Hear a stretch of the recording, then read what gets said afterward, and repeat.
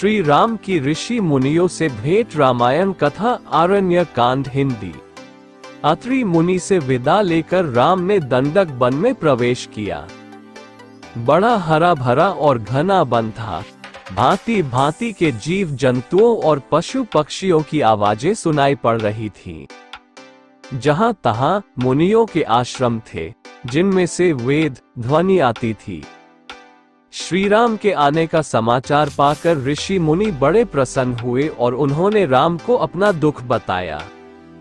मुनि बोले, यहाँ वन में अनेक राक्षस तरह तरह का रूप बनाकर घूमते रहते हैं और अवसर पाकर हम लोगों पर हमला कर देते हैं। राम ने उनकी बातें ध्यान से सुनी और उन्हें ढाढ़स दिया। वह रात उन्होंने मुनियों के साथ आश्रम में ही बिताए। अगले दिन राम, लक्ष्मण और सीता ने और भी घने वन में प्रवेश किया। कुछ दूर जाने पर एक विशाल शरीर और लंबी बाहों वाला दानव मिला।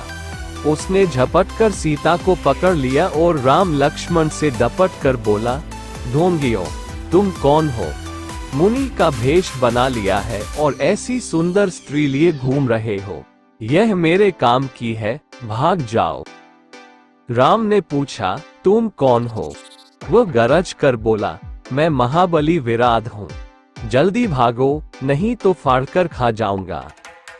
राम लक्ष्मण ने उन पर बाणों की वर्षा शुरू कर दी। विराट क्रोध से पागल हो गया। बाणों की वर्षा की कुछ भी परवाह न करके वह राम लक्ष्मण पर झपटा। दोनों भाइयों को अपनी लंबी भुजाओं में जकड़कर वह एक ओर को चल पड़ा। ये देखकर सीता जोर जोर से रोने चिल्लाने लगी। राम लक्ष्मण ने उसके दोनों हाथ मरोड़कर तोड़ डाले। तब राक्षस जमीन पर गिर पड़ा।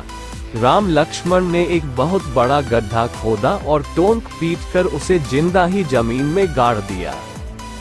वहां से चलकर राम शरभंग मुनि के आश्रम में पहुंचे। शरभंग मुनि ने कहा, आपके दर्शन से मेरी लालसा पूरी हुई। आपने अच्छा किया कि यहाँ आ गए। ऋषि मुनियों की रक्षा हो जाएगी। आपको देखने के बाद अब मैं और कुछ नहीं देखना चाहता। इतना कहकर शरभंग मुनि जलती हुई चिता में समा गए। अनेक ऋषि मुनि वहां जमा हो गए। उन्होंने हड्डियों के ढेर दिखाकर राम से कहा कि ये ऋषियों के कंकाल हैं, जिनको राक्षसों ने खा डाला है। राम ने कहा, डरे नहीं, मैं राक्षसों का नाश कर दूंगा। अब राम सुतीक्ष्ण मुनि के आश्रम में पहुंचे। सुतीक्ष्ण मुनि अगस्त्य ऋषि के शिष्य थे और भगवान के बड़े भक्त थे। श्री राम का स्वागत सत्कार कर उन्होंने भी राक्षसों के अत्याचार की कहानियां राम को सुनाए। उस दिन राम लक्ष्मण और सीता सुतीक्ष्ण के आश्रम में ही टिक गए। अगले दिन वे फिर चल पड़े और दंडक वन के विभिन्न स्थानों में रहे।